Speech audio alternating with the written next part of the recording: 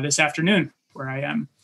Today's panel is part of the Hope to Remember Days series taking place during the 2020 Salon de l'Oeuvre de Montréal. This wonderful festival is running all weekend long. Our discussion today is, well, it's about discussions and their evolution. The event is officially called Developing Dialogues, but I've just been calling it Things Done Changed, because when it comes to cultural sites, monuments, and history, it does seem like we're rapidly looking for and finding new ways of talking about them. So for many, there are few things more uncomfortable to talk about than our past. And luckily for me, I don't have to do much of the talking today. Instead, you're going to hear from much smarter writers from different sides of the country, geographically and ancestrally speaking. But before we meet them, I just want to give you a quick overview of the event. We're going to speak for about an hour, and then we're going to wrap up things with audience questions. If there's something on your mind, pop it in the group chat, and it will find its way to me. So we might not get through them all, but I'll do my best.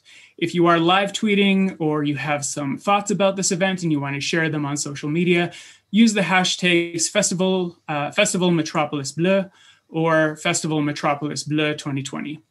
And of course, feel free to do some shopping in the background, specifically for our authors' books. Most of them are available on the websites of our partners websites. That's Paragraph Bookstore and for French language books, lalibraire.ca. So now to our guests. Elle Jones. She is a spoken word poet, educator, journalist, and community activist living in African Nova Scotia.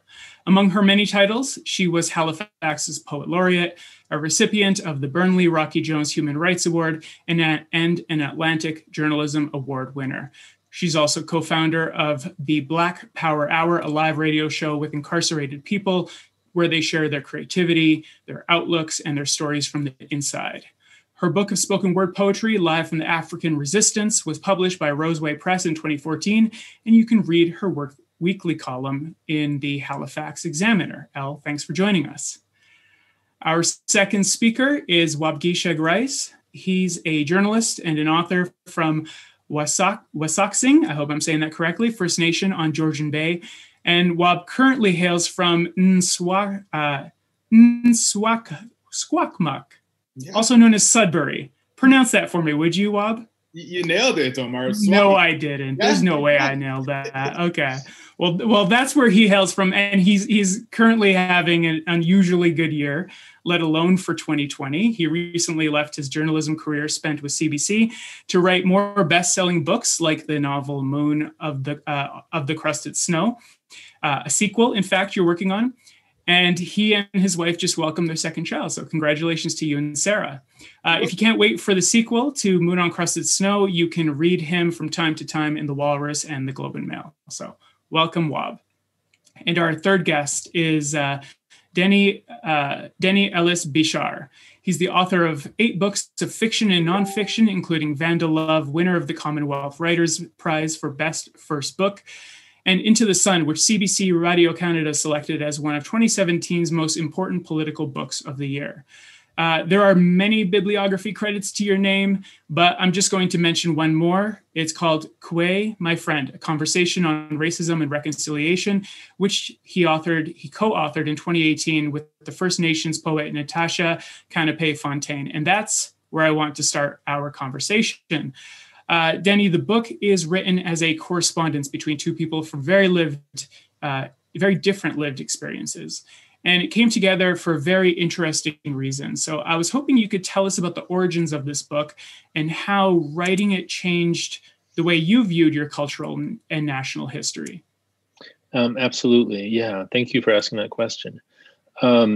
So a few years ago, I think it was 4 or 5 years ago, I was at the Salon du Livre de la Côte-Nord. So it's a book festival or a book fair in northern Quebec. And Natasha Canapé-Fontaine, who's an Innu poet, was there. And she had gone there with a group of women from her community to protest against Denise Bombardier, who's a well-known Québécois writer. And Denise Bombardier had written in the Journal de Montréal, she'd written an article basically saying that Indigenous cultures were deadly, that their beliefs were dangerous, and that they should disappear, basically. And and so she had written this column about this young girl who she says was treated by by Indigenous medicine and wasn't given proper medical treatment and therefore died. And this is not the story at all. I mean, she was basically given New Age treatment that was very, much sort of like, the hocus pocus it was Western alternative medicine. Yeah, but we mean a far cry. I mean, okay. I don't know that necessarily very bad. Sure.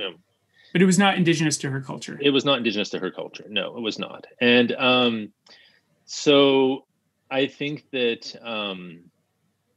this article that was published in the Journal de Montréal, basically it wasn't written journalistically. She didn't go and interview any Indigenous people. She didn't look for their opinions. She didn't dig into this. She just took the most racist tropes, the most typical sort of cliches of what people want to hear who already have preconceived notions of Indigenous communities, and wrote this. And so Natasha was going to read a letter to her, and she interrupted her presentation in the salon. And Denise Bombardier took her microphone and began speaking over her to prevent her from reading this letter. And so in the lead up to this, I'd seen Natasha, going in, that we tried to get some people to come and join. And a lot of the other writers kind of all went and, said, no, we don't want to get involved. We don't want to bother anybody. We don't want to cause any problems. And they kind of ran off. And so I went with her, and I was observing this.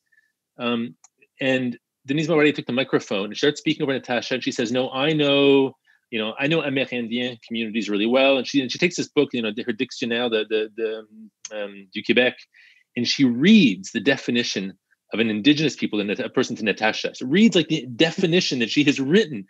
And I was sitting there thinking, like, I mean, if I were in a cultural studies or theory class, there's just no way you could have imagined this happening in real life. This is if you were in a sitcom writer's room, like they would say, nah, it's a little on the nose. They would. Yeah, it's like, exactly. That's exactly what they would say. It's too much. So afterwards, she and I said, let's, we started talking about it, and we said, is there a way that we can write about this together? And we came up with the idea to write letters back and forth. And, I was raised by a lot of very racist people. I mean, I grew up between Canada and the United States.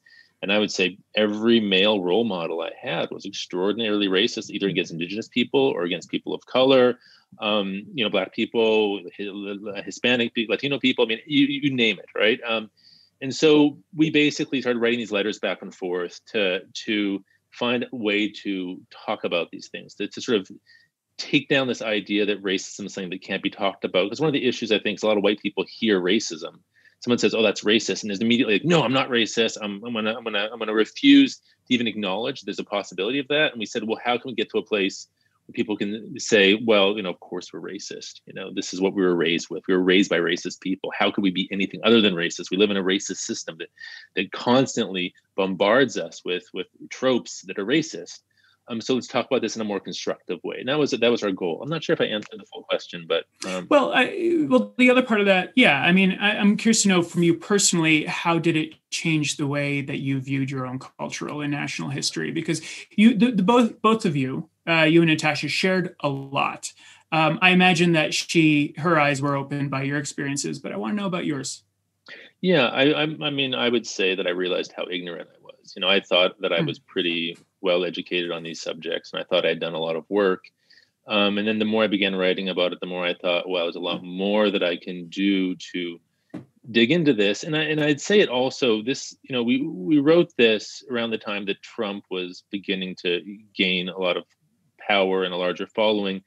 And I was just seeing conservatism spreading around the world, sort of right-wing extremist movements made me think about, well, we need to tear down all these, narrative structures and monuments. We need to make a lot of changes, but there are also, we have to build. We have to think about what we're building, and I think very consciously about what we're building.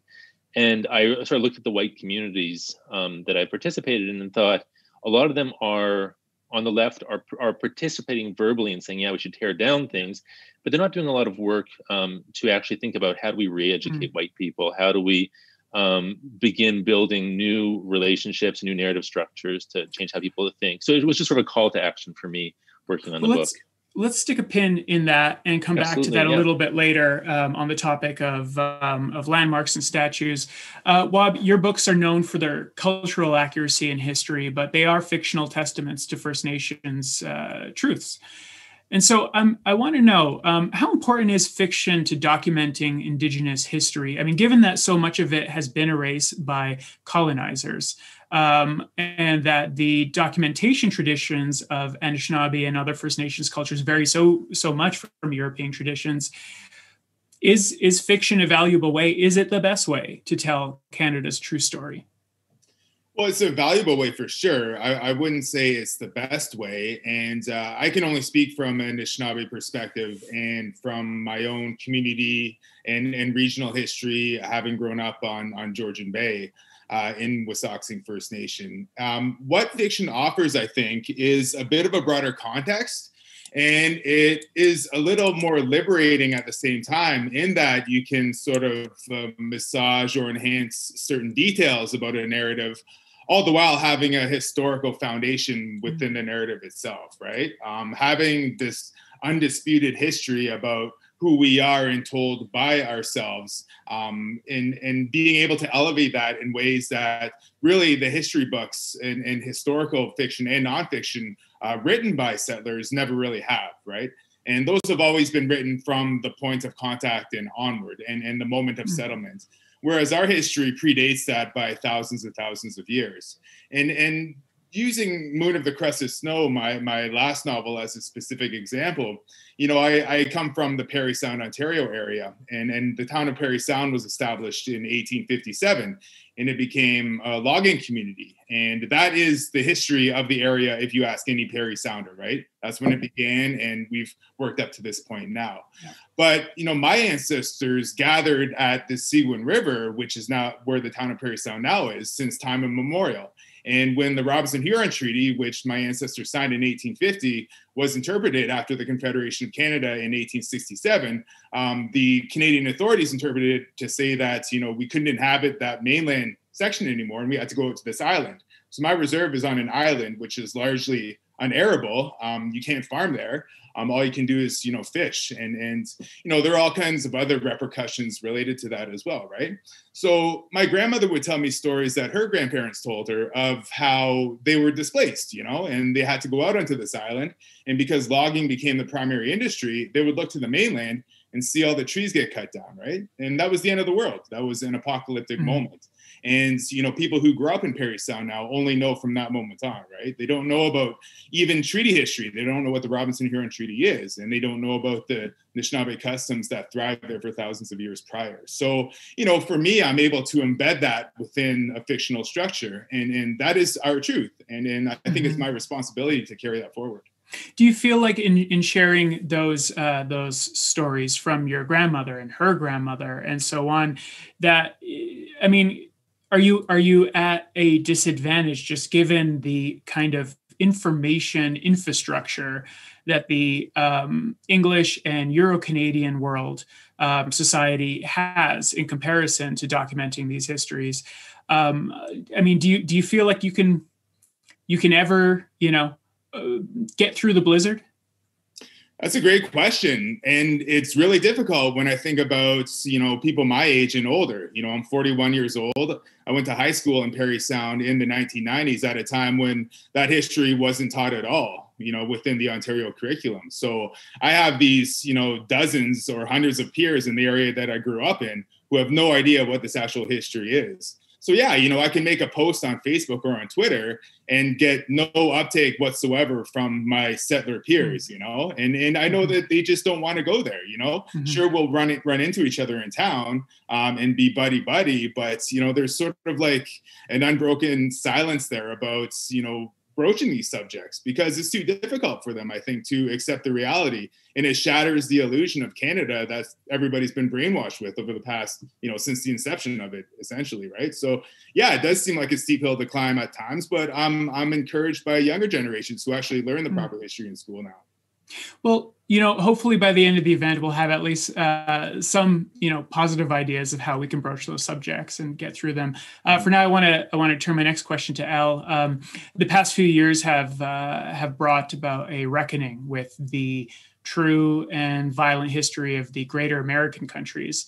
Often it's in the form of statues. Robert E. Lee of Charlottesville comes to mind, as do a variety of John A. Macdonald statues toppled or vandalized across Canada. But these are just the ones that make national news. Locally, there are many examples, and there was one in Halifax that I wanted to talk to you about. I was wondering if you could tell us about Edward Cornwallis and what his statue in Halifax tells us about how far this reckoning has come and how far it's still. The fight against the Edward Cornwallis statue in Jabuktuk, Halifax, in the territory of the Mi'kmaq people, which is unceded and unsurrendered. Mi'kmaq people have obviously been speaking about this for a long time. It's not even a particularly contemporary battle. For generations, Mi'kmaq people have, of course, raised the impact of Cornwallis. And I raised particularly the work of historian Daniel Paul in the book, We Were Not the Savages, where he really recounts Mi'kmaq history and those histories of so-called contact. So Cornwallis is credited as being the founder of Halifax. Pretty much he just like cited the city, it's like one of those useless things. Like Halifax, of course, existed, and he located the city in a particular way that gives him credit for founding Halifax. And of course, a history not only drenched in the expected genocide, but in particular that Cornwallis issued a bounty upon the scalps, not only of Mi'kmaq warriors, but of all women and children as well. So as Pam Parmida has talked about, this is clearly an act of genocide that really underlies the experience of Mi'kmaq people and the violence of Nova Scotia, to the point where there was only about 1,200 Mi'kmaq people left at one point. And this is why residential schools, for example, did not start until later in Nova Scotia, because they essentially believed that Mi'kmaq would be disappeared and that there was no need to even bother with assimilation. And despite that, of course, the Mi'kmaq survived. Despite that, Mi'kmaq language thrives. Despite that, we see all the ways in Mi'kmaq people were able to resist that. Accompanied with Cornwallis, of course, and we can look at the further histories of, yes, residential schools. Also, we had a centralization policy in Nova Scotia, which relocated people they were intending for 3 major reservations so they could more easily survey and control the Mi'kmaq population. And that, of course, is accompanied by pass laws and policing. And these are the kind of systems that, for example, apartheid South Africa will come to Canada to study when South Africa is trying to figure out how to control and relocate and dislocate and disappear the Black population. So we see that connection between anti-indigeneity and anti-Blackness made very, very stark in these kind of social controls. So Mi'kmaq have been fighting the statue. And I think what's really important is, first of all, this is not like a historical statue. It was installed by the railway company in like the 1930s as a sort of tourism / pain to capitalism.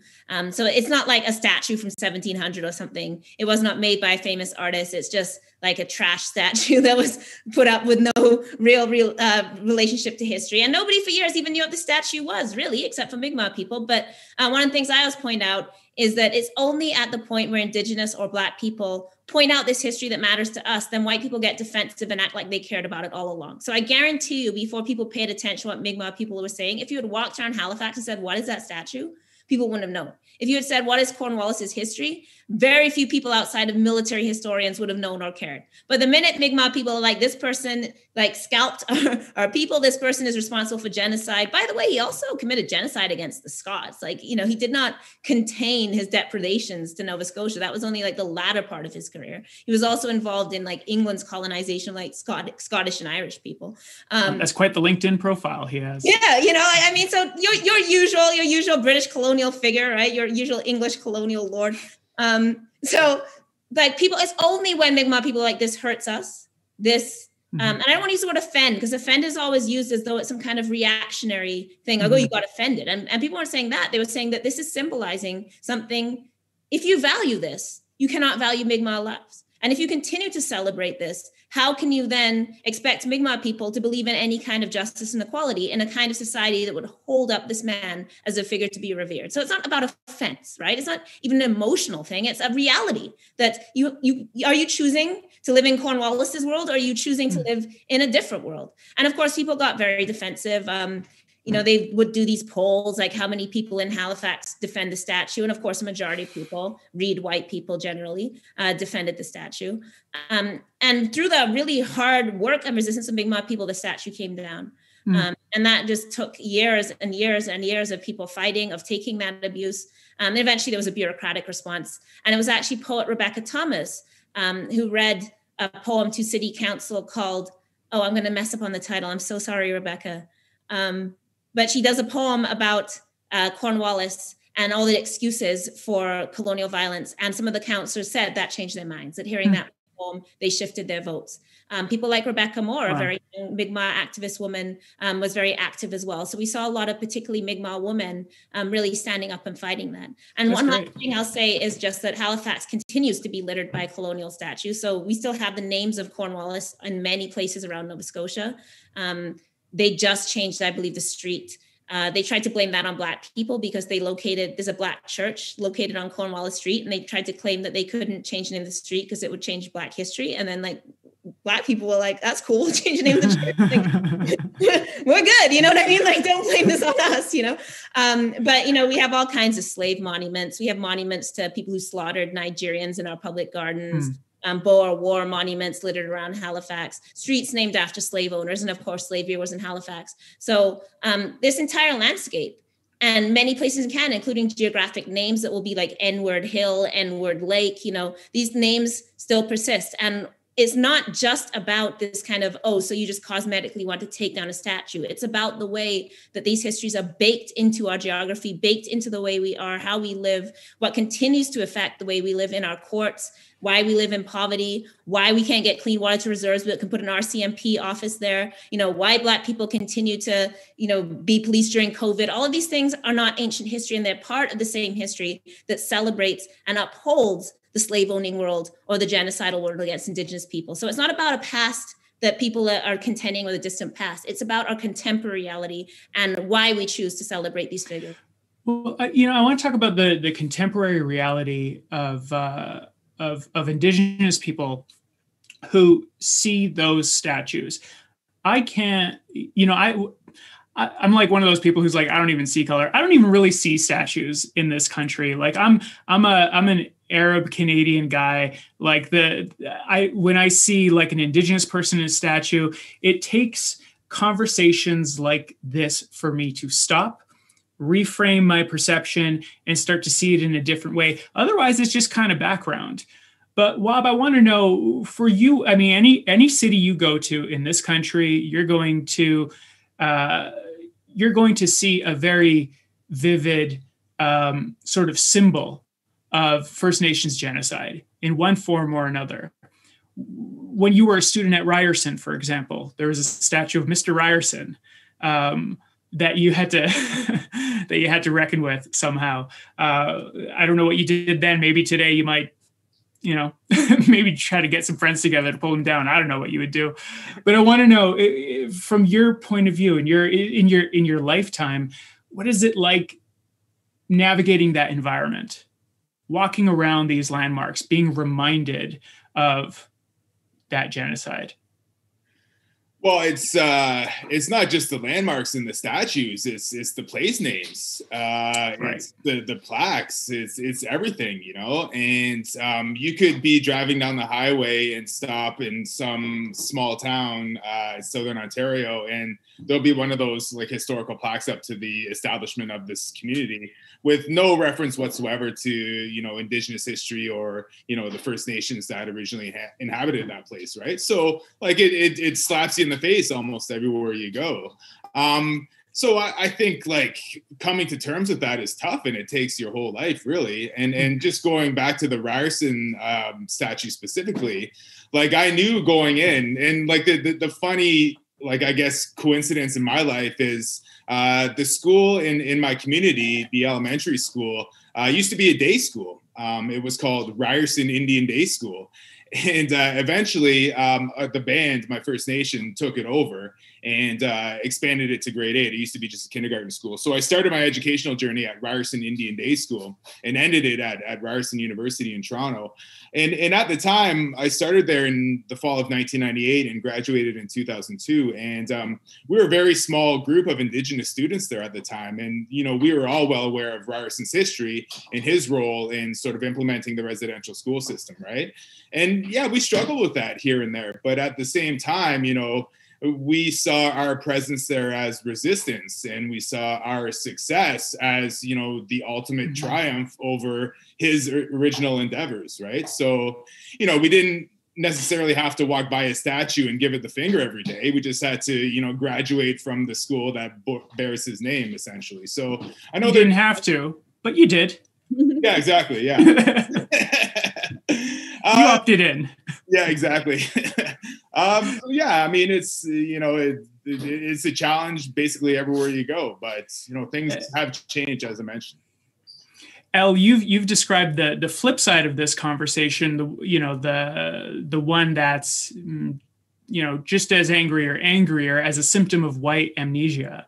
What other forms of white amnesia do you recognize in our day-to-day lives? And this is a question for the three of you.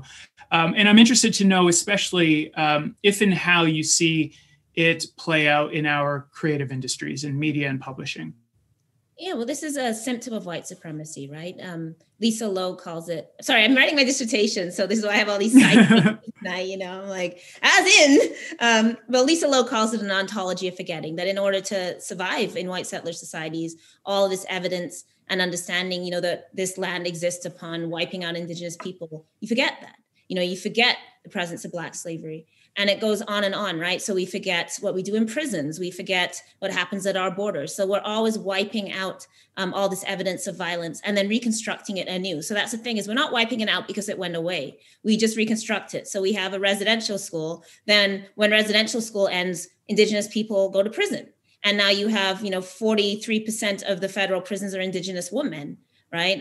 Indigenous people are now over 30% of our federal prison population. So you can see a direct relationship between the residential school and now it's like the carceral space. If we eliminated prisons, then there'd be, we call them rehabilitation houses, and Indigenous people would find their way there as well. And because it's the underlying colonial violence to Indigenous people that's about removing Indigenous people from land, right? But we always forget that and always do it in a new way. We call solitary confinement the structural intervention unit, and it doesn't exist anymore. We call child welfare care, and we take all the Indigenous kids into care, but it's not the same thing as a residential school, right? It's totally different. It's for their own good again, right? So it's this cycle of forgetting, and it's always about innocence, right? That whiteness can always claim, and I'm not talking about individual white people here. I'm talking about systems of white supremacy that can always claim innocence. So this is why every 6 months we have some story in Canada that's about race, and everybody's newly shocked. Oh my God, Trudeau wore blackface. Racism exists in Canada.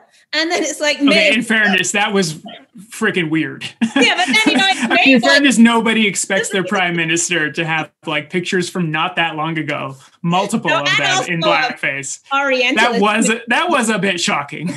But, then we were all on the news and they're like, is Canada racist? And we're like, yeah. And everyone's like, oh. And then in May, they're like, is Canada racist? And we're like, yeah. And they're like, oh, and like, they'll be. But Rex Murphy says, hold on. But Rex Murphy says. So, you know what I mean? Of course I do. Of course. I mean, it's easy to identify these things in media, but I'm curious to know when it comes to our artistic works, our creative stories, how have you seen this convenient memory loss play out in our networks? And how do you think, question for the three of you, how do you think your peers are handling this reckoning? First of all, we don't even get to the publishing industry. I mean, one of the things that was amazing this summer is when you see Black and Indigenous people given a chance, the entire best-selling list was dominated all summer. Jessie Thistle, Jasmine Cole, Billy Ray Belcour's up there right now. Robin Maynard was on there. Waubgeshig Rice. I think at 1.7 out of 10 books of the bestseller list were Indigenous or Black books, the books that we're told don't sell. But we still don't get into publishing industry. So part of the erasure was they're not even there. How long have I been writing? I don't have a book deal. It's like, you can be out here and it's just like your words don't exist. I think particularly if you're a Black woman, I know so many Black women writing just brilliant pieces, doing brilliant work and nowhere, no academic job, no publishing contract, don't get in the pages of the major magazines or newspapers. And you're reading this work on like blogs and it's the most amazing work you're ever seeing. So, I mean, there's a pre-erasure before we even get to be part of CanLit, right? And then I think there's also the mold you're supposed to fit in. I have a poem, How to Write a Settler poem, where I tell all these jokes about, how you have to write about like spices, your grandmother's cooking, so I write all these fake poems where I'll be like, the police station burns as hot as my grandmother's peppers, because you have to talk about that. So there's also this idea of what Indigenous writing looks like or what Black writing looks like, and you're put into certain frames. I think of Alicia Elliott being reviewed in the New York Times and them saying like, we don't get it. Like, this doesn't sound like memoir. It's like, because it's not memoir. Like, that's not what she's doing, but you're just assuming that she's trying to tell a particular kind of story that you've already pre-framed. So I think within CanLit, it's the absence of us, and then the not allowing us to be in our fullness when we are here and not understanding what it is that we actually do.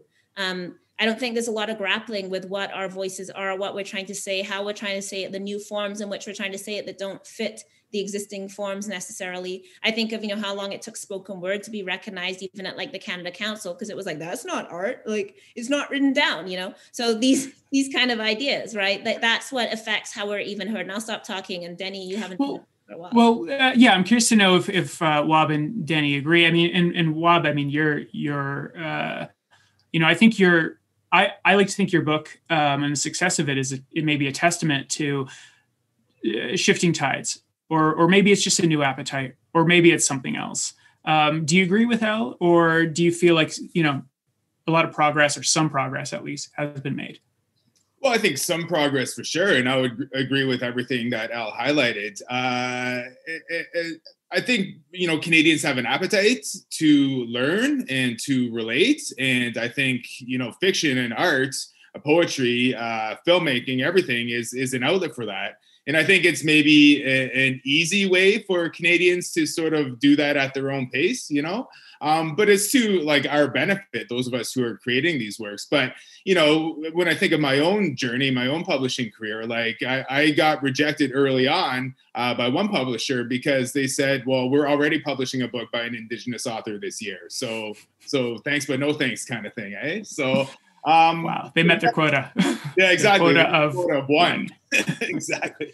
How long ago was that, by the way? Sorry? How long ago did that happen? Oh, that was only about 5 or 6 years ago. Yeah, not long ago at all. I mean, in fairness, in 20 years, that's like, historical. Exactly. But yeah, I've seen the shift, and it's good, but there's still a long way to go. Absolutely. Denny, how about yourself? Do you get any or a lot of pushback? Being a white male, talking, writing about a lot of the foreign lands that you write about, traveling and reporting on many of the foreign lands that you do, both in nonfiction and fiction. Pushback, no, not so much. No, I think there's something that I often. I have these discussions with other white writers, and they'll say to me, "Oh, it's so hard now being a white person talking about stuff." And I'll be like, "No, it's not hard. Like who's threatening us with death? Who's threatening to rape us? Who's threatening to hunt us? Really, we can, we feel it's hard in ourselves maybe, but it's not hard. And so there are these, in that sense, no. And so I would say that, there are a number of things I want to say about this conversation, but I started writing about, Afghanistan or the Congo, in part because I was looking at the news media and going, how do I understand what I'm getting? How do I make sense of it? How, if I participate as a journalist, will I understand it better? Will I learn more? And I did learn a huge amount. And I did change. I would say that if I were to rewrite the early books I wrote, I would just write them so differently now because, when you were raised with a certain narrative structure and certain ways of thinking about how stories are told and who gets to tell stories and what the perspectives are, and you're trying to sell books, you start to realize, gradually, okay, what am I supporting here? What am I actually creating? Am I just paying the bills, or am I actually doing something that's artistic? And I think for me, the really interesting moment in all this, and I know this has been talked about so much and people are kind of sick of talking about, but was the cultural appropriation discussion. Because when that discussion happened, people would be saying, so I'm talking in the white community, I know a lot of white writers, obviously. And so they'd be saying, it's like, what, I can't go have Thai food?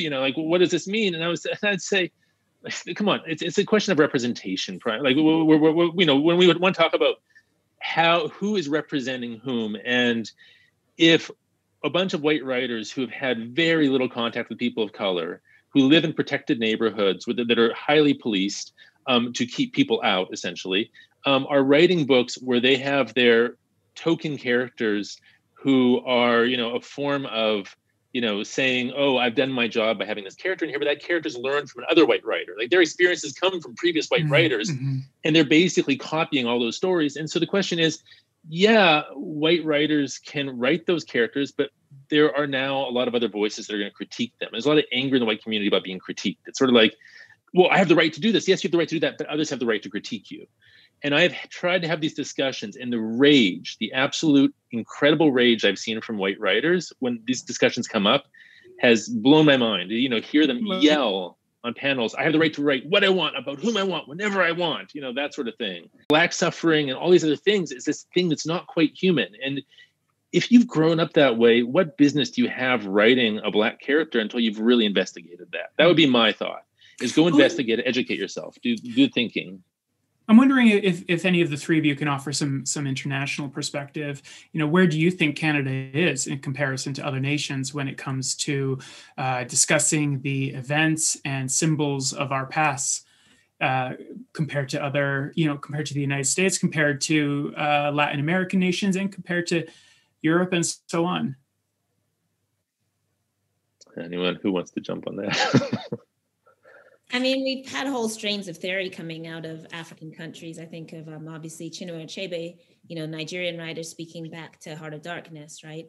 I think of whole fields of post-colonial studies from the Caribbean, from across Africa, from Latin America that have continually spoken back to the way that we've been represented since day one, right? So there's always been a talking back. And I mean, even at the point of enslavement, there's letters from like Nigerian kings and stuff being like, you know, hey, we only give you good things and like you give us slavery, you know, I mean, like people were in conversation. And part of, I think, anti-Blackness is always the elimination. And part of coloniality is the elimination of the idea that we were here and we were speaking and we were creating, you know, long before contact, through contact, and we continue to, right? So we've always had long histories of engaging in this. We've always known what was happening, you know, when the soldiers landed on our shore, you know, when the missionaries and teachers came. So I don't know if you can phrase it as like, where are we in relationship to that? Because I think it's a different experience. Like my mother grew up in a colonized country in Trinidad, right? We're in a colonized country in Canada, don't get me wrong. But I mean like, you know, a Black and Indian country, like a brown country colonized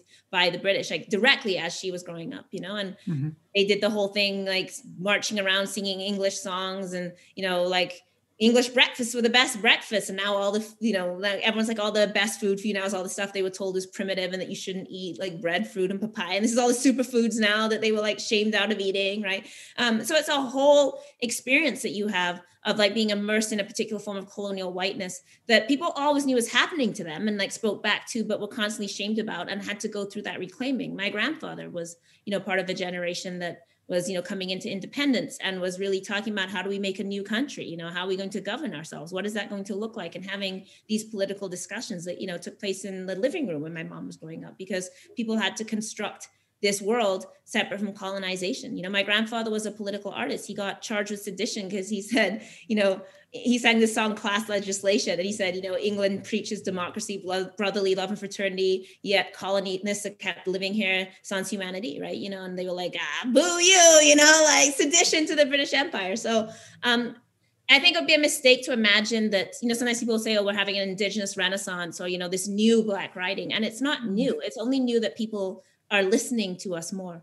We've always done it. And I think the amazing thing about Blackness is how we created in the most dehumanizing conditions, right? That, you know, that we have art from enslavement, that we maintained our music and our dances and our language, and that we continue to not, like, we actually created and thrived. You know, I think of the poet, Jamaican poet Francis Williams, who was experimented on. He was so bright, you know, they're like, let's see if a Black man can be as smart as a white man. This is like in the 1700s, and like took him to Oxford to see if he could like write poetry to prove if we were inferior, like if we were monkeys or if we were real human beings, you know, and this Black man then was returned to Jamaica where he would write like Latin poems for like the white governors coming through, which is incredibly tragic, but also, you know, these are the conditions that we actually wrote out of. So I think it's really important to acknowledge those really long histories that, you know, as we write now, when the time where we can enter into the publishing industry, where there's people, you know, like looking for us now, oh, we need Black writers, we need our one Indigenous writer. Okay, we can quota up to 3, you know. I think it's really important that we acknowledge how many voices that we stand on the shoulders of before us. So I think, yeah, our countries have always reckoned with this. And part of the condition of being has been, what is it being to live in a kind of colonial space and have your being taken away from you and have to constantly claim it? Wab, I'm curious to hear from you as a, you know, in a sense, a history writer. You were with the CBC for almost 20 years, as a news journalist. And, you're writing history, if nothing else. These go into the archives. These are what we reference to understand today, tomorrow. Coming off of that career now, you're free to confront these issues as an artist. I want to know, how were you previously confined by, CBC's journalistic standards of practice? And how do you see the concept of giving equal weight to both sides now? Oh, well, I see that sort of myth of objectivity or neutrality as hugely problematic. And I think it's held back authentic experiences in this country since the inception of mainstream news media in Canada. Did you have to confront that in your workplace? Did you have some personal experiences where, you kind of came to head with it? Not too much, but there were discussions that I heard that really disturbed me. And I think one specific example is when the Truth and Reconciliation Commission was getting ready to issue its final report. And by that point, I think residential schools had been, part of the Canadian psyche just within the last couple of years by that point, right? And there was obviously lots of pushback from people who were deniers, right? Because, learning this truth about Canada really was upsetting for everyday Canadians who believe that this is a kind and benevolent country, which it isn't and has never really been, right?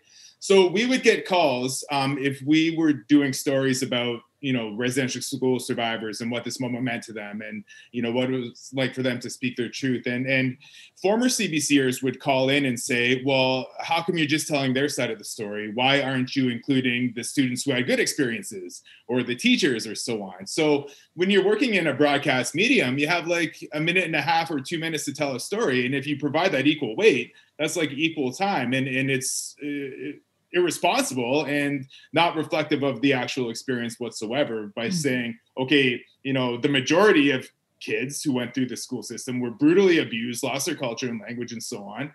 A few of them, a small handful of them, had good experiences and learned some skills. But if you put them with equal weight, that's not reflective whatsoever of, the actual history, So that came up a couple of times, but fortunately I had some good editors and producers who knew, the responsible thing to do at that point.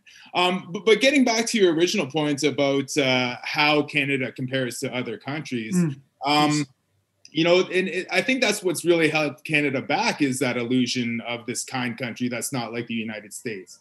But in the United States, there's an acknowledgement that there is a horrific atrocity in its history of slavery, right? And I think the United States is a little more advanced in having those discussions than Canada has been. And you look at this year in particular, how the Black Lives Matter movement in the wake of the George Floyd murder really accelerated some of these discussions about systemic racism, which, hopped over the border and caused this reckoning within Canadian media, right? And I don't think that would have happened here if it weren't for the persistence of Black Lives Matter in the States. And just, another personal anecdote quickly is I went on a year-long exchange to Germany when I was 17 years old back in 1996. And when I arrived there and got to know my peers in the school system, I learned about how it was mandatory to learn about the Holocaust there. And as a result, a lot of the friends I met said, we don't have much, national pride. Nationalism was a really bad thing here for a long time. And I thought back to my own experience in Canada, and there's all this jingoism and flag waving, and I thought, Canada is in the dark ages because it's just unaware of the atrocities that have happened here. Whereas it's mandatory learning in Germany in hopes of not repeating similar atrocities, right? It's interesting. Germany is a lot like the United States in that sense that you are confronted by the dark and violent past a lot more in those two countries than here. At the same time, the United States is far more patriotic, nationalistic, jingoistic than any several countries combined. It is an interesting thing that countries can be on a spectrum that way. If this is where we start and this is where we have to go, where do you think Canada is on this timeline?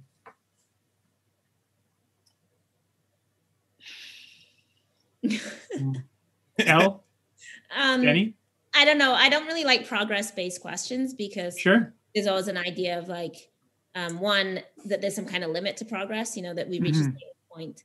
And it's like, now we've gone too far, now you've gone far enough. And I think the other thing is, I know you're not asking in this way, but I frequently have the experience where you're doing an interview and you talk about Black death, like these are all the people being killed by police and these are all the people dying in prison and, this and that. And then they'll be like, do you see any good things? Like, do you have any hope? And I'm like, why do you need me to go there? Like, why can't we talk about what we're actually talking about?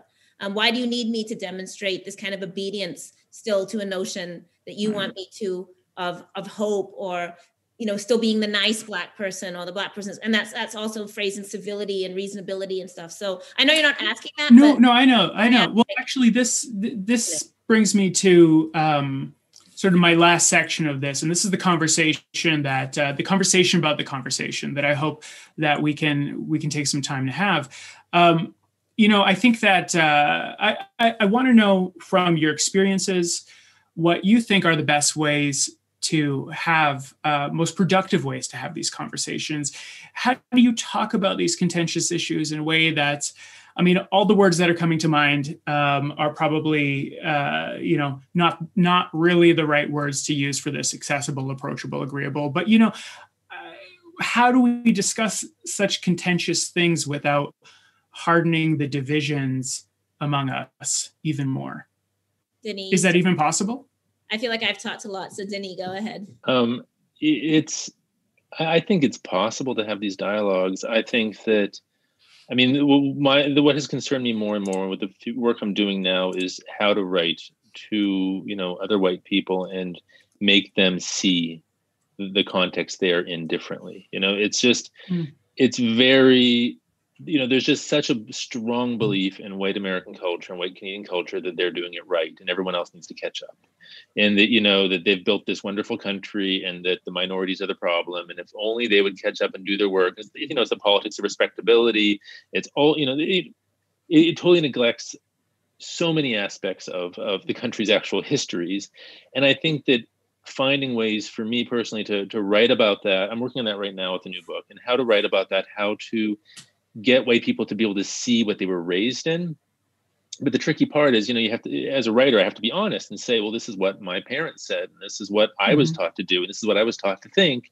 So other people can go, yeah, well, I was too, and we can stop lying about that. And I think that, to come back to the question of, I want to circle back to that question of progress, because there is something I hear so often, and I said it myself when I was younger, which is like, oh, things are getting better, right? And that's such a white person thing to say. It's just like, and partially because I grew up in, rural redneck Virginia, where it was so racist, right? It was horrible. And then I went to some school in Vermont where everyone was liberal and, felt good about themselves and could ruminate over this possible ancestor who might have been enslaved person. You know what I'm saying? Like, it's like, that was the sort of talks you'd hear with these little people like, oh, my great grandmother, she would, sing songs that were slave songs. And like, and so I think we have that in our family. It's like, white people dredging up their victimhood so that they can sort of participate in something and feel good about themselves and really, really appropriate someone else's suffering and let themselves off the hook. And so I would hear people say, well, things are getting better. And what I realized, later is, if I go back to rural Virginia, nothing's changed, right? Like, and if I go to liberal Vermont, nothing's changed either. People are still doing these things. And so, the idea of things getting better for the person who's being killed, who's being oppressed, who's being silenced is meaningless, right? It's really, that's a question that exists for the conscience of the white person. It doesn't exist for the reality of the person who's experiencing oppression. And I think a large part of it for me is to think about how to create ways to talk about this. Because what I have seen is, a lot of people who immediately want to shut down discussion on both sides of the debate. And I think that what scares me with that is, what we're seeing with Trump right now, really honestly, like, people say we can't become Nazi Germany, right? But like, the crime committed against the Jews. 70 million Americans voted for him. Yeah. And like, some of them will say, oh, we voted because we're Republicans, but they clearly, the racism, the supremacy is so clear that they're okay with it, right?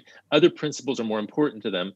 And, I think, it's just that question of, people will say, oh, we're moving away from racism. that, the Holocaust, we just look at that as an example, that happened thousands of years after systemic oppression and hatred of a people. We can swing back and commit genocide again very easily. All these things are possible. And I think it's just to rethink our narratives, to rethink how we talk about stuff, and to really, for me, deconstruct that facade. And I guess I'll say one more thing here quickly, is that I think that when I read the literature of people of color, of minority groups, I see this incredible creativity that I don't see as much in the white community, because I think when you've had a narrative forced on you, there's a reckoning that happens where you have to say, I don't want this narrative that's being put on me. What is my story? What is the narrative construct I'm going to use? How am I going to tear down this narrative that's been given to me and tell a story that's authentic? And white people just don't have that experience anywhere to the same degree. White women have it to a certain degree. White men do not have it at all. And there's this moment now where we're seeing narratives put on us, and people are saying this is what white men are. And white men are very uncomfortable with this, right? A lot of white men I know are very uncomfortable. But we're not at the moment now where they're trying to many of us are trying to tear down the narrative to find out what our new narrative is. And I think the more we can encourage that, the more we can get people to have a diversity of narratives everywhere, the easier it'll be to begin creating change. So what do you do to sort of get through that discomfort and then reach them, where it matters in the intellect? Well, I mean, there are many different ways. One of the books I tried to do, I wrote a book called White, which was trying to do this. And one of the things I did was I tried to blur the line between the good white and the bad white, because one thing that white people love is their bad white guy. They can put it's cathartic. They can put all their bad stuff on him. Like, that's the bad white guy, and we're all the good white guys. And you have these novels and these movies where it's like, you're, the good white guy and the bad white guy, and they fight it out, and the good white guy wins. And I wanted to blur the line, and so that the reader's uncomfortable, and the readers are going, well, our protagonist is actually, pretty privileged and kind of racist, and he doesn't think he is, and he thinks he's spouting off all these woke, expressions, but he's actually participating in something that's very, neo-colonial, and to create discomfort. And I did create, everybody a lot of white people said to me, oh, I hate this guy, and why'd you write this book? And this book's racist. And I was like, well, no, this is a representation of our racism. This is what we're doing. And they don't want to see it. And so I think things like that, where you can tear down these, false dichotomies between like this savior white who's wonderful and, the evil white who is a sociopath and often is described in mental illness terms, so that white people don't have to feel that he's a normal human being. They can be like, oh, he's mentally ill, and that's why he's a bad white guy, and so things like that, tear down these narratives. Right. I don't think it's going to happen overnight, but Wob, how do you have these conversations, with your settler buddies, with your settler pals? How do you open up these conversations in a way that, hey, maybe it even brings you closer together? Or I don't know if that's too Family Channel, but how do you do it? What's your approach? It's super interesting you mentioned settler buddies, because the pandemic has really, I think, brought, me and a lot of other people closer together, in that we have these group chats now, right? And it's, peers who are dads, who are mostly white guys that I went to high school with and went to university with, right? And I think there was a big awakening amongst one of these group chats after George Floyd, and after, the movement to really get, these issues to the forefront. And a couple of the guys were just like, oh, I just didn't realize it was this bad for Black people, and I posed a question to the group. I said, well, have you ever heard of Africville? Do you know what happened there? And they didn't. And I said, this is Canadian history right here. It happened just a few provinces away within, just shortly before our lifetimes. And you have no idea, right? What's actually gone on here. So yeah, like the pushback comes from people who are just in denial that Canada can be bad. Thankfully, a lot of my buddies are woke, I guess you could say, and are open-minded in that sense. But, there's when I widen the circle a bit and I think about, my professional surroundings and, trying to have these discussions, it's really comes down to acknowledging power and getting white people, especially white dudes, to give that up. And it's a really hard thing for them, because that's all they've ever known, really. It's a privilege that's passed down. And it's uncomfortable for them to realize that. And I think a lot of them are still really resistant to that. So yeah, some additional harder discussions need to happen. Sometimes when I come up against maybe dark histories, realities that I wasn't aware of, or that I need to know more about before I can, form an opinion on them. Sometimes the response I'll get, and this is more of a social media kind of thing, the response I'll get is like, it's not my job to educate you. I'm not here to educate you. And it kind of shuts the door, I feel like, on, genuine attempts to open one's mind, learn a little something. How do you feel about that? Like, is it as a racialized person, Wab, as racialized people, do you feel any responsibility? Do you accept any responsibility to educate others? I'm a teacher, so I think I educate. For people who haven't paid the tuition, I mean. There's a difference between the person who genuinely is asking and the person who's, of course, using it as a kind of gotcha or, there was a slavery like that. So I think there's a genuine person. That's a great impression, by the way. Who's trying to troll you or interrupt you. Yeah. I do think that solidarity is very important in organizing.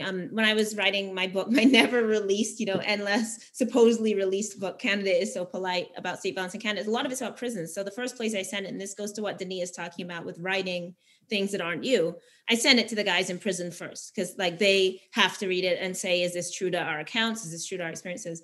And one of the guys is like, I'm white, right? You know what I mean? It's like a lot of the books about anti-Black violence in prison and how the prison and the state is anti-Black. And, we had a really interesting discussion because he's, of course, like doing life, experience, comes from obviously a really traumatic background. And he wasn't doing the hostile, like white people have it bad too. He was just kind of genuinely like, so how does this, like, I agree with everything in this book, but also like a lot of poor white people in prison. And we had that discussion. I think when you do prison organizing, there's a lot of people, there's a lot of people that come in as abolitionists, people that come in with very political viewpoints, particularly from the Indigenous Black community. And then there's people that come in because like their child died in prison and they could be super conservative and, have been pro-cop, pro-military, pro-Canada, and then they have a child that dies. And in those spaces, we work together, there isn't this like, go learn, because we have to organize. We have a goal of organizing against this violence, the prison. And you see a lot of people come on that journey that start as, some white person that would be very hostile to us talking about, say, Black Lives Matter, and be like, but my sister died and she's white. So, how do you talk about like Indigenous people all the time? And then they'll come to see that. So we know that we can work together. We can work in solidarity. And that's where I really believe in political organizing. I think the goal of political organizing is for us to understand that our conditions exist because of a certain power in society, that the conditions of racism that exist are also to separate poor white people from allegiance with Black people, with Indigenous people in this fiction of white supremacy, where my allegiance is to the white boss, the white person that's screwing us over because I'm white and we share solidarity, instead of recognizing the solidarity that we all share because none of us ultimately have that power. So I do think it's really important to do that work. But I think also it's important for us to shepherd our energy. So when I'm writing, I'm first writing to the people in prison, I'm writing to Black people, and I'm not going to spend all my time softening or changing or putting this in so that, a fictional white person over here might possibly engage with that. That doesn't mean they can't read it, but it's for people in prison first. It's for that first. When I read that same person who asked me if I knew he was white, he's done, Life. And then I read him a poem and he was crying about it. And that made me know that that poem was the right poem because it moved him. So it doesn't matter if this person sitting over here doesn't like it or thinks it's violent or doesn't sound like prison to them. It sounds like prison to the person who's doing life. And that's like the work I try to do, which means listening to all the people, listening to the stories, putting yourself aside, like when people are like, did you get that out of a textbook? You have to listen to that and actually hear and then enter into a shared space that is a human space. And I believe in that work, but I think it's also done on our terms, that it doesn't have to be done under the white gaze with this idea of like, if this imagined middle class, whatever white audience doesn't like what I'm saying, then I have to change it. I think just one last thing, like I've noticed in the last few months now, a lot of white parents of prisoners are emailing me and being like, my son's experiencing this because they're hearing this stuff on the news of deporting. So they're coming around, like they're people that may have thought I was racist before and hated white people are now emailing me, asking me to help. So I think let's talk about defunding, because and I just want to, this will be the last question. So if anyone watching this has a question for the panel, put that in now, and hopefully we'll be able to come to it right after this. But I want to come to defunding, and I also want to weave in this question of progress again. I'm not one of those Steven Pinker types, who wants to make a point of how much better we have it now than 100 years ago when we didn't have electricity and we're dying of who knows what plagues and diseases.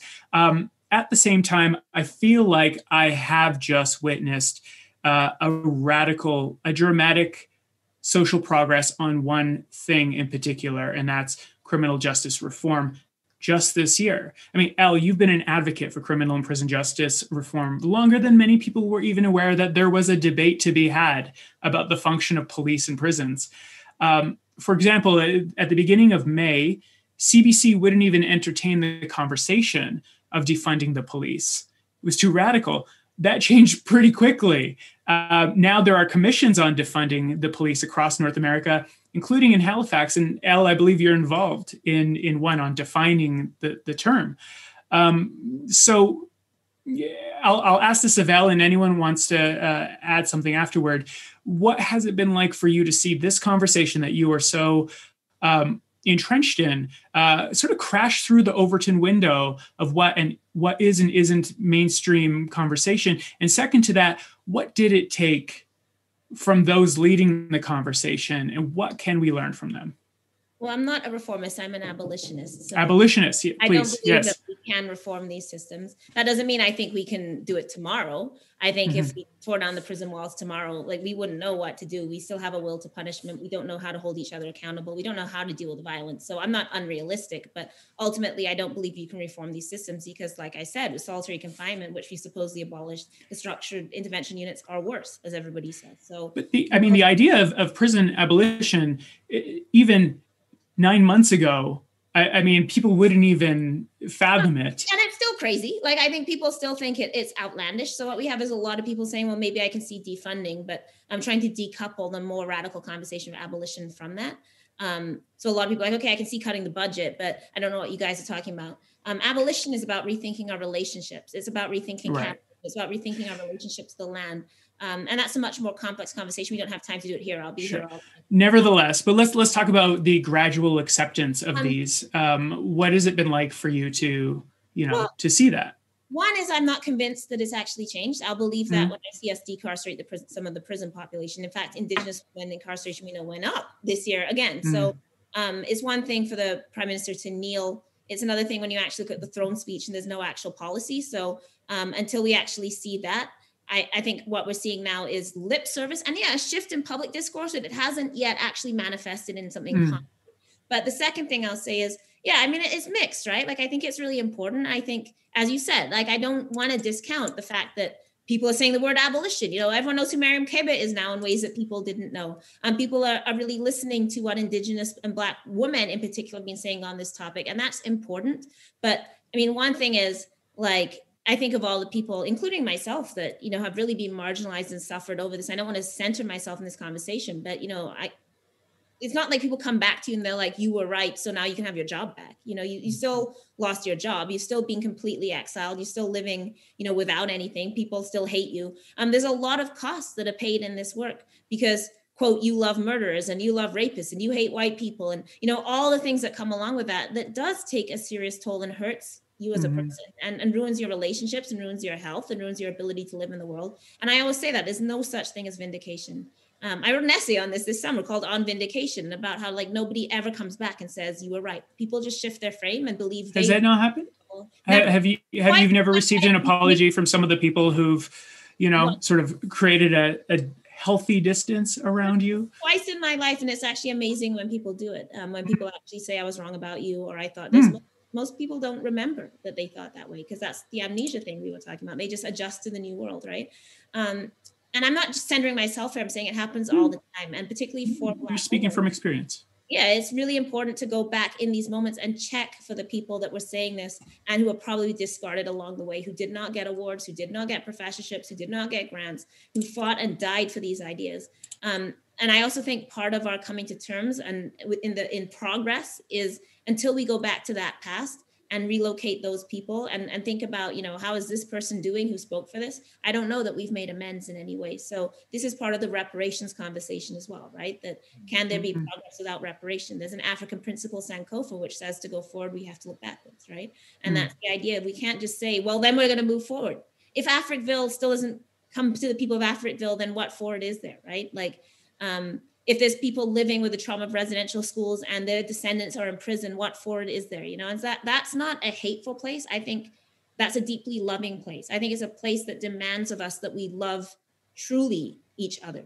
And that means not deciding that some people are disposable and some people are discardable and some people can be left behind. I don't believe some people can be left behind. So for my new world and the future I'm building, I'm not willing to compromise the lives of people who are drug users or who are houseless, who are queer or trans or, living with mental health, or who make us uncomfortable, or who are racialized, or who are Muslim, or I'm not willing to say, well, I want to construct a world that they can't belong in because at least it makes us feel more comfortable. I want us to construct the world that we can all be in. And that means that we have to be willing to be uncomfortable and do the really hard work and question ourselves and feel mad about why are you being so mean to the Mountie? It's a symbol of Canada. And I like waving the flag and you're making me feel bad. We have to go through all of that. And people get really protective of that. So they get really angry at you when you're saying that. And they project you as the, angry, hateful person that wants to tear everything down. But I do, because I want something new, because I actually have faith that we can do better. I have faith that we can live in liberation. I have faith we can live in equality. And I have faith that,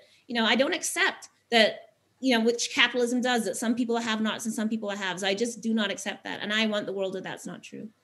Waub, Denny, final thoughts? I would like to say something about prison abolition. I mean, I was raised by a man who spent 7 years in federal penitentiaries. And, I heard his story. And his story was, as a kid, as a teenager, he got into crime because he had a 5th grade education. He was from rural Quebec. And the first time he went to prison, he said, that was my university. That's where I learned to become a criminal. And what prison created was a man that could only then be contained by prison, in a sense. And I don't mean that literally. Like the system he lived in created a criminal that was designed to then be put back into the prison system that existed. And I think that what I want to see with the discussion around defunding the police is more people imagining what the new world's going to look like. Because I think when we talk about defund the police, all white people here is take money away from these police officers who are the people who are, protecting them, right? And it's like, the question then is like, can we find a new name? Can we find new ways of describing these things? And that's where I think the role of artists come in. And I think that people are reading Angela Davis now. Like there's a scholar, Forrest Stewart, whose book on Skid Row in Los Angeles and about the policing there, and how the biggest impediment to people getting out of prison and getting back into the world is the police. It pushes everybody into worse places. And I think that, if I look at my father's life, and I think if he had gone to a prison the first time when he was 18 years old and had been given an education instead, or not even gone to a prison, let's just say if he had been given an education and if he'd been surrounded by people who said, look, let's reframe you socially, let's give you resources and let's give you the things you were lacking, right? What just the chain of harm and damage that he went on to do in his life to his family, to the people around him, would not have happened. And I really agree with Elle that, we can do this so that every person that we would want to incarcerate, for whatever reason, we can find a way to create a social context in which they would thrive.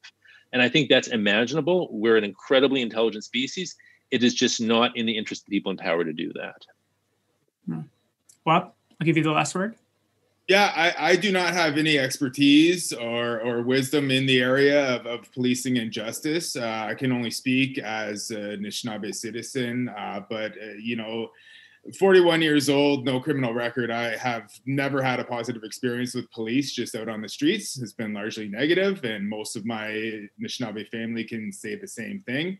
And in the city where I live, Sudbury, Ontario, 12% of the population is Indigenous, and there's a growing Black population here as well. Yet the Police Services Board is entirely white, right? So there are some serious issues with power. There definitely needs to be a rethink, and I support initiatives to overhaul what we currently have, because it is disproportionately singling out communities of people and holding them back.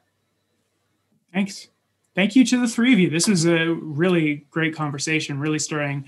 Thank you to everyone who joined in and watched at home.